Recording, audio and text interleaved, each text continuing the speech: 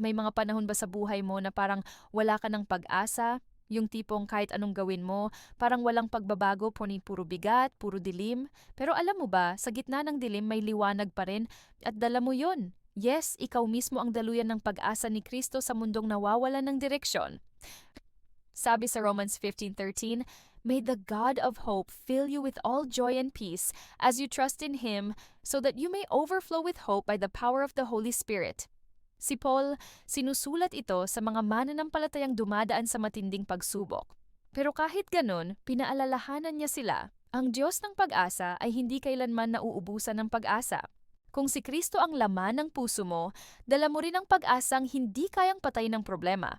Ang misyon natin bilang mga anak ng Diyos ay maging tagapagdala ng pag-asa sa mga tao sa pamamagitan ng salita, gawa at presensya. Minsan, simple lang. Isang ngiti, isang dasal, o isang pakikinig sa taong pagod na.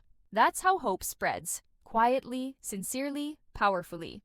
Hindi mo kailangang maging sikat o espesyal para magdala ng pag-asa.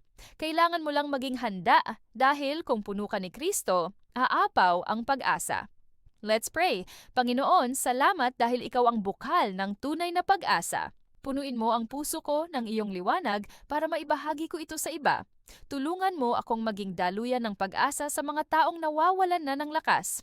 At naway makita nila si Kristo sa bawat salita at gawa ko. Amen?